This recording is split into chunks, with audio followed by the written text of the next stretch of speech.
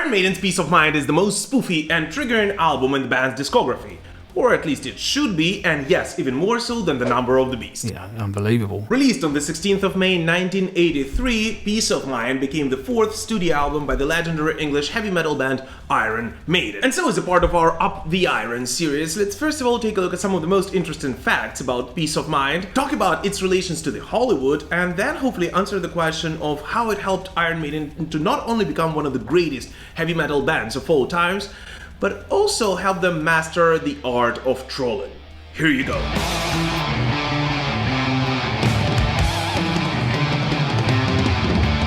Very quick before we start, please do not hesitate to comment on anything you hear or see in this video, and especially if you disagree with me, because the whole point of the Up the Iron series is of course to start a conversation. But alright, let's do it. Overall, Peace of Mind became first for Iron Maiden in a lot of things. And all of it is at least partially due to the fact that it was the very first Iron Maiden album which was neither written in London nor recorded in England. But instead, together with Derek Riggs and the management, were flown all the way to Jersey Shore. Ew, it's a pet! What is that? What is that? Oh wait, I guess a different Jersey. And afterwards, the guys had a chance to record it on a beautiful Bahamian island of Nassau. We're gonna have a good time. Always. It was the first time when Iron Maiden would officially break into the United States. And while they of course did tour the country, making their amazing debut together with the legendary country mates Judas Priest, and their previous album Number of the Beast was of course a big hit across the pond, yet it was the very first time when Iron Maiden would specifically target the United States audience and release a single specifically across the ocean. And while some occasional Iron Maiden fans might have guessed that it would be The Trooper, which even though didn't make it into the Billboard 200, although landed at number 8 in the mainstream rock charts, it was the band's song Flight of the Icarus which perfectly resonated with the rebellious mood of the United States youth against their parents of that time. The young boy appears, looks the old man in the eye. And of course it was no coincidence, because even though Iron Maiden would simply tell a story straight out of the Greek mythology class, the myth of the Icarus is, in a nutshell, a story of a teenage rebellion against adult authority. The concept which I guess is relevant at any given point in history, yet was specifically prevalent in the rock and roll music of that time. What do you wanna do with your life? I wanna rock! And interestingly enough, Flight of the Icarus actually remains the highest charting single Iron Maiden released in the United States up until today. It's just outrageous. In addition, it was the very first Iron Maiden album which was not named after a song on this record. By the way, the only other albums in the Iron Maiden discography which have the same quality are actually the ones released with Blaze Bayley and A Matter of Life and Death.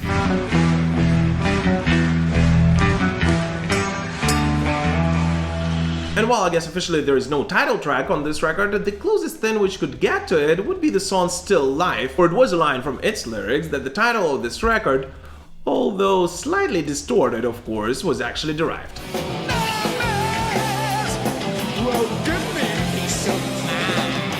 Yet all of these facts of course fade against one and only. It was the very first album on which Iron Maiden have finally found their permanent drummer. Welcome boys and girls, how are you? As I said in our episode in which we compare the Iron Maiden drummers, link to which I'll make sure to post in the description to this video, I'm 100% sure that Steve Harris and the team absolutely hate auditions. Because just as it was with Bruce Dickinson a little over a year before that, and as it will be with Yanni Gers later on, Iron Maiden were very decisive on whom exactly they want to see in the band, and given the fact that they knew Nicko from before, and we all know for sure that the guys connected right away. We're connecting with Nicko throughout the years, you know, either this show or this show, you know. The most natural person to have in the band. Iron Maiden didn't even have to hold proper auditions because they already knew that Nicko McBrain would be a perfect drummer for the band's sound.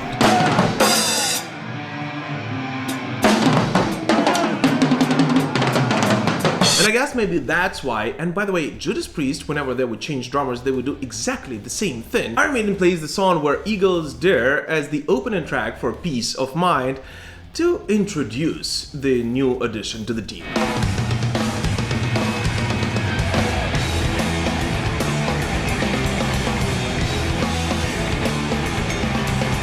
And thanks to Nicko's technical skills, Iron Maiden were able to take their rhythm section to an absolutely new level, which allowed Iron Maiden to compose even more complex song structures, and their founder and bassist Steve Harris to go off these little bass journeys of his own. Yet there was another thing which Nicko has brought to the band.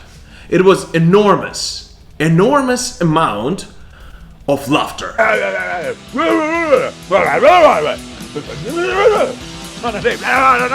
And I actually think that it might be due to Nicko's and Bruce's addition to the band that Iron Maiden finally mastered the art of trolling.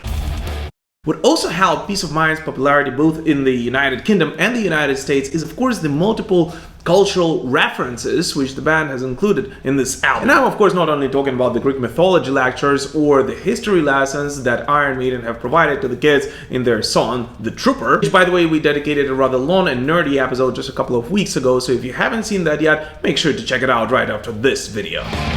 He'll take my life and I'll take his tail. I'll run it through. And of course the band also included the story of a Japanese samurai in the song Sun and Steel, which I guess was the early precursor of the album Senjutsu. But of course the most important cultural pop references on Peace of Mind would of course refer to the greatest money machine that ever existed: Hollywood. The album's opening track, Where Eagles Dare, of course references Alistair MacLean's novel of the same name, published in 1967 and a year later turned into a movie starring Richard Burton and of course the one and only Clint Eastwood. It talks about the World War II operation to extract an American general from a Nazi stronghold somewhere in the Alps.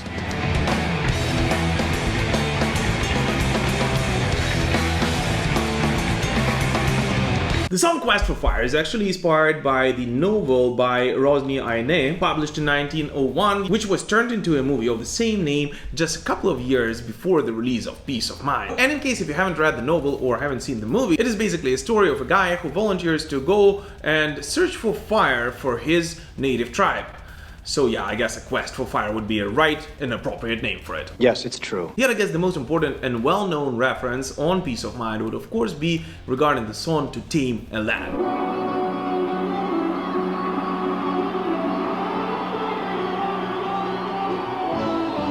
This track is of course based on Frank Herbert's series of books called Dune, which after its publication of course had several movie adaptations. Funny enough, To Tame a Land originally was actually called Dune, yet the book's author didn't permit them to use this title, with his management actually answering that Herbert specifically dislikes rock bands, hard rock bands, and specifically Iron Maiden. And if the guys would go for naming it Dune, he would actually go out and sue them for doing that.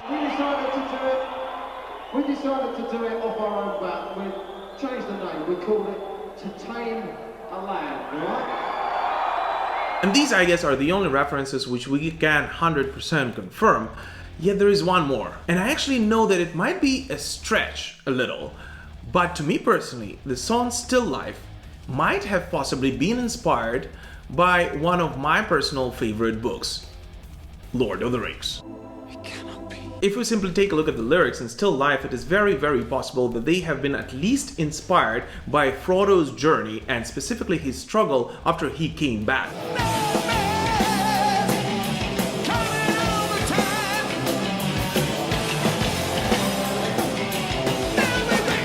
But even though he was able to defeat the evil, the nightmares still haunt him, and he knows for sure will never let him be unless he leaves the earth. In addition to just being a kick-ass album musically, Peace of Mind also has one of the most recognizable artworks in Iron Maiden's discography. And by now, if you're not new to the channel, you're most likely wondering how the heck do I have a Peace of Mind record over here, given the fact that all of my vinyl records are stuck in Kyiv, Ukraine, where I live. And so the answer to that question is yes. Among the army volunteer work that I'm doing here, I actually went for a therapeutical flea market vinyl record shopping, and I absolutely loved it. I love it. So yeah, I just wanted to insert a little interlude here and thank you guys once again for supporting me personally, supporting Ukraine by purchasing Metal Pilgrim merch and by other means you are doing, or by just watching these videos. This truly means a lot to me and all of Ukrainian metalheads, and please continue your support. But anyways, on the main protagonist on the album cover is of course Eddie, this time chained in what presumably is a madhouse room, with a clear sign of lobotomy or trepanation on his head. Inside the vinyl record there was a picture of the guys sitting around the table with some brain on their plates, which also features the two dudes in knight armor on the back. Yet as most people know, those dudes are just not random guys and are in fact Martin Birch and Derek Riggs, who drew Eddie, not only on this album, but actually was the one who invented the character. Unlike many other album artworks produced by Derek Riggs, this one does not actually feature any secrets or hidden messages, yet it does feature on the back a floating hand, placed rather randomly, and the only reason it is there is because Derek Riggs wanted to put a signature on the album artwork, yet didn't know where to put it exactly. Yet I guess the most controversial pin on this album artwork is also located at the back, and is an altered passage from Book of Revelations, with almost all of it being absolutely unchanged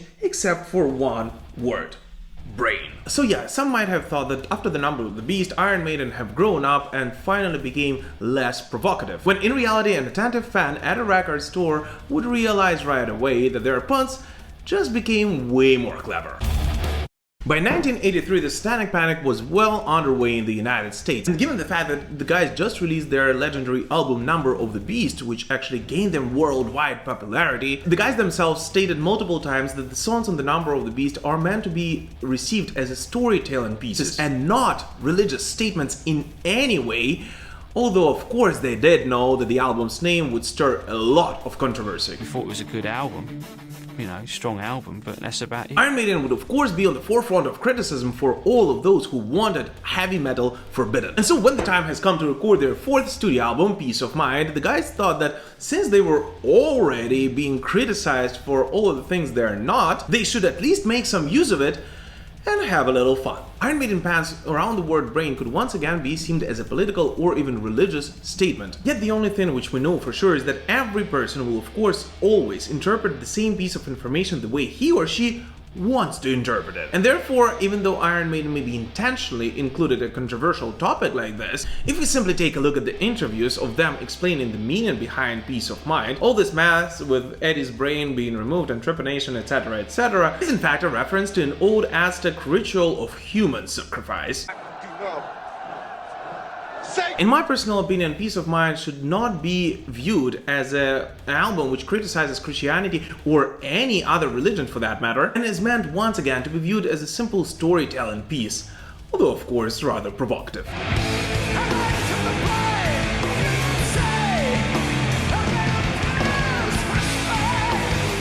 That once again is just a view from my perspective with my set of beliefs.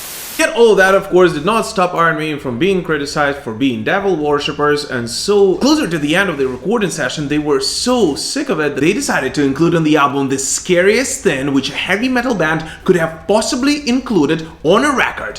A message which can be heard only when played backwards. Yeah, just the same as on the Judas Priest Defenders of the Faith album, the backward message turned out to be a simple pun. In reality, it was simply Nicko McBrain's drunken routine of him impersonating the dictator Idi Amin, which was secretly recorded by the band when Nicko, according to himself, was simply piss drunk. What was editing with 3 bonds? Good mel with thing you won't understand. Yet the fact remains that after that Iron Maiden have done every cliche thing that a heavy metal band could have done at that time. And who cares that the substance was slightly different. Peace of Mind is just plain perfect. The only song on this album which can even remotely be called a weak link, as could be the song Quest for Fire, but once again, it is still stronger than 99% of heavy metal songs released in the same year. And of course this album would not have been considered one of the greatest heavy metal albums of all times if it was not for the great music and simply because of the little jokes and puns that the band included in it. Yet this combination of amazing music and very provocative and smart marketing of course resulted in Peace of Mind becoming the most commercially successful album the band has released up until then, charting at number 3 in the United Kingdom and landing at number 14 on Billboard 200. And I personally think that it's kind of a pity that the only song which Iron Maiden constantly plays in their set list is The Trooper, as I personally think that the strongest tune on this record would be Revelations.